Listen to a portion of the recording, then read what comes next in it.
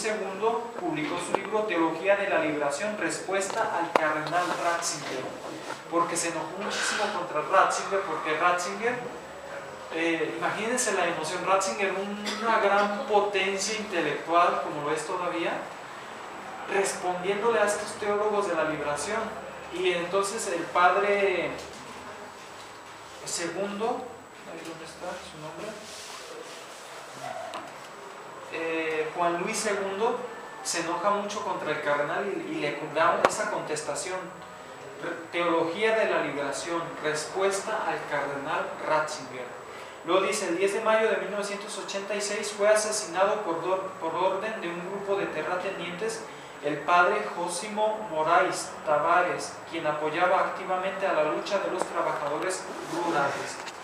Fue asesinado por un grupo de terratenientes, es decir, los ricos, que no les convenía que estuviera ahí revoloteando a sus trabajadores, que exigieran mayores pagos justos, medicina, qué sé yo, para sus familias. Entonces este grupo de terratenientes lo manda a asesinar al padre Jósimo Moraes Tavares. En 1984, antes, la respuesta a las teologías de la liberación la da la Congregación para la Doctrina de la Fe, encabezada por el cardenal Ratzinger, en un documento que se llama Libertatis Conscientia, que significa la libertad de la conciencia. Y en el 84 con el documento Libertatis Nuncius. Más adelante vamos a ver qué contienen estas posturas oficiales de la Iglesia sobre la teología de la liberación. Luego dice, Libertatis Nuncius del 84 dice: define a la teología de la liberación como una cuasi herejía. Define a la teología de la liberación como una cuasi herejía. Es decir, no es una herejía total, pero casi una herejía.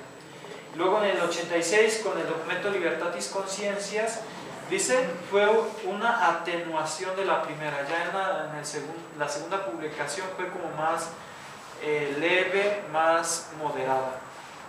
Dice: cuando una religión tiene esta capacidad de motivación para la libertad, no puede ser dejada de lado por el Evangelio de Cristo, que es poder de liberación.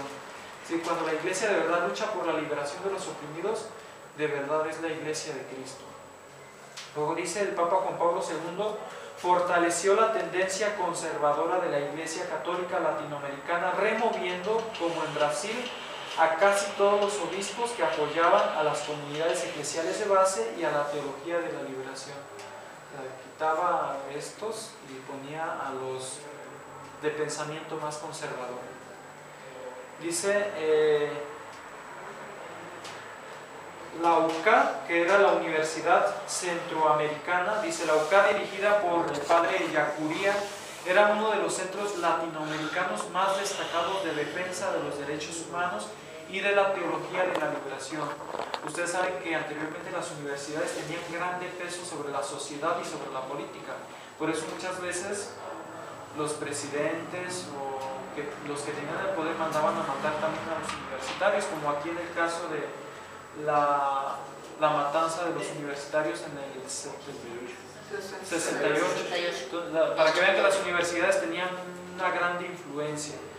Aquí está pues que la UCA, la Universidad Centroamericana, dirigida por Yacuría, era uno de los centros latinoamericanos más destacados de defensa de los derechos humanos y de la teología de la liberación. La década de 1980, según un historiador, es la iglesia o la década de la iglesia de los mártires. Centroamérica, en 1980, en Centroamérica se cuentan 1800, escuchen bien esto, 1800 sacerdotes y monjas torturados y exiliados y 69 asesinados. 1800 sacerdotes y monjas torturados y exiliados y 69 asesinados. ¿En qué año? En la década de los 80. ¿Cuántos asesinados? 69. Entre ellos el cardenal Romero, el fundador de la teología del pueblo, el otro padre que fue asesinado por los terratenientes, o sea, todos estos mártires. Lo dice. No solo lugar, ¿verdad? No en un solo lugar, sino en varios países, tanto en Perú, en Argentina, en El Salvador. Luego dice, a la espiritualidad, al modo de ser cristiano que surge en América Latina, le acompaña hoy la huella del martirio, dice el padre Gustavo Gutiérrez, por todos estos padres que fueron torturados y asesinados. Luego, de 1992 a 2004, ya que unos 30, 40 años. De 1990 yo ya nací, yo estaba naciendo en el 92. Sí, nací en el 92. Al 2004, dice, en octubre del 92, un mes antes de que yo naciera, se realizó en Santo Domingo la cuarta conferencia del Episcopado Latinoamericano. Luego dice, de noviembre. En octubre. Bueno, Sí. Luego dice, se ve una imposición romana y el retroceso en teología que se evidencia en el documento final. En el documento de Santo Domingo, así lo llegan a decir estos teólogos.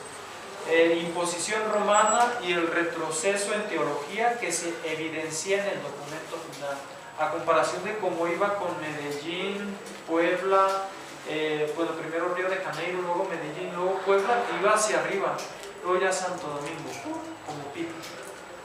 No sé si me doy a entender. Bueno. Luego dice, ¿continuamos? ¿sí? Bueno, porque ya hoy es la última clase. Una pregunta. ¿Sí? ¿Fueron